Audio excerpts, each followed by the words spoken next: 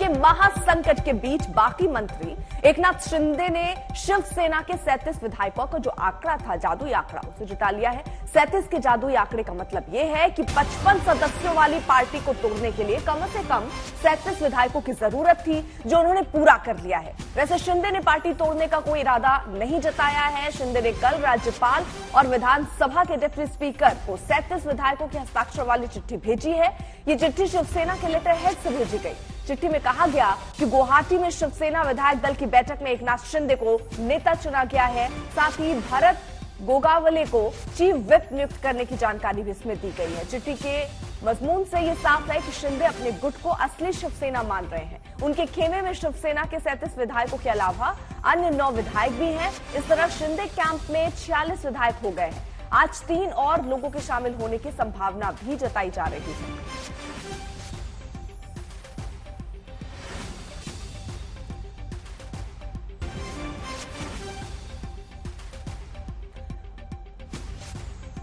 अनुपम मिश्रा हमारे साथ, हमारे सहयोगी इस वक्त गुवाहाटी से जुड़ चुके हैं। अनुपम, देखिए, अब ये जो 37 का जादुई आंकड़ा चाहिए था वो तो उन्होंने हासिल कर लिया, लेकिन गुवाहाटी में सिर्फ बैठे रहने से काम नहीं चलेगा, आना उनको मुंबई ही पड़ेगा। आगे की स्थितियां क्या बनती नजर आ रही हैं, जहां एक तरफ उन्होंने 37 विधायकों के हस्ताक्षर वाली चिट्ठी भेज दी, वहीं दूसरी तरफ उद्धव ठाकरे ये कह रहे हैं कि 12 ऐसे जो विधायक हैं उनको निलंबित किया जाए जो पार्टी से अलग लाइन में चल रहे हैं। दोनों ही सूरतों में आगे परिस्थितियां क्या बनती दिख रही हैं?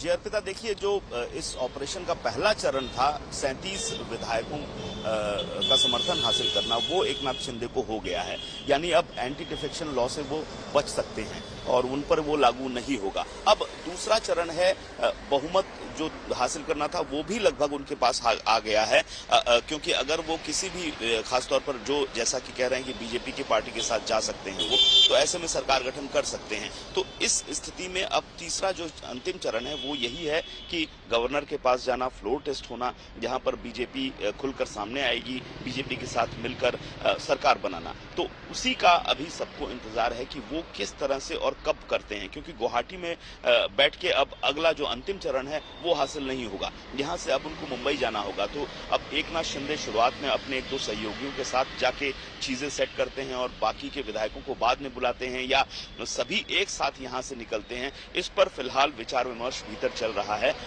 कल देर रात तक इस पर चर्चा हुई है और जो सूत्रों के हवाले से खबर आ रही है कि आज इस अगले जो कदम है उसकी रणनीति आज भर में तय कर ली जाएगी। तो ऐसे में आज हो सकता है दोपहर बाद तक ये साफ हो जाए कि वो कब मुंबई के लिए प्रस्थान कर रहे हैं और किस तरीके से प्रस्थान कर रहे हैं। अर्पिता, जिस तरीके से अनुपम जो चिट्ठी लिखी गई है उसमें वो खुद को विधायक दल का नेता बता रहे हैं और जिस तरीके की बातें वो कर रहे हैं, इससे क्या दावा क्या है, क्या चाह रहे होंगे शिंदे? क्या पूरी पार्टी पर वो अपना एकाधिकार चाह रहे हैं?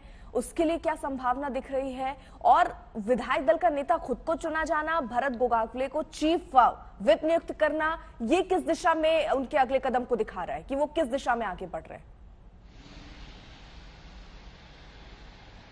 जी अर्पिता, देखिए, अगर आप चिट्ठी देखें तो उसमें साफ साफ तौर पर यह जाहिर हो रहा है कि शिवसेना जो पार्टी है उसको नहीं तोड़ रहे हैं, वो शिवसेना पार्टी वही रख रहे हैं। यानी अब शिवसेना का जो कमान है वो अपने हाथ में रखना चाह रहे हैं और जो बाहुबल, जो संख्या बल उनको चाहिए था इसके लिए, वो उन्होंने हासिल कर लिया है। तो ऐसे में जो खतरा है वो अब ठाकरे के लिए हो गया है। उद्धव ठाकरे और ठाकरे परिवार की शिवसेना अब तक समझी जाती रही है और ये पहला मौका है जब ठाकरे परिवार के हाथ से शिवसेना निकल रही है। ऐसे में सवाल अब यही हो रहा है कि चुनाव चिन्ह वो किसको मिलता है, ये इसका फैसला चुनाव आयोग करेगा कि वो किसको जाएगा। लेकिन अब सवाल ये खड़ा हो गया है और ये सवाल खड़ा किया है एकनाथ शिंदे ने ही, क्योंकि वो पार्टी को विभक्त नहीं कर रहे हैं, पार्टी को तोड़ नहीं रहे हैं।